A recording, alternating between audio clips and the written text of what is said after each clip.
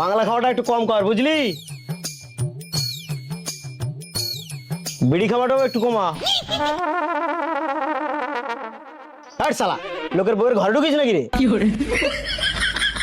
ওটাকেও কমা। ডাক্তারবাবু কোমরের নিচ থেকে ভীষণ চুল করছে। হ্যাঁ, চুল করছে? এই এই ও ভাই যা তো, সর সর হট, হট। ওইখানে বস। যাও তুমি ভিতরে গিয়ে চিত হয়ে শুয়ে পড়ো। কেন চিত হয়ে শোবো কেন? আরে বাবা, মুখে থার্মোমিটার আর পাছার নিচে ইঞ্জেকশন দিতে হবে। যাও যাও শিগগিরই যাও, গিয়ে চিত হয়ে শুয়ে পড়ো। যা দিদি, ভেতরে গিয়ে চিত হয়ে শুয়ে পড়। এই ও যাবে মানে? তোমাকে গিয়ে চিত হয়ে শুতে বলছি না? আমি ভেতরে যাবো মানে? চুলকানি কি আমার হয়েছে নাকি? চুলকানি হয়েছে তো আমার দিদি।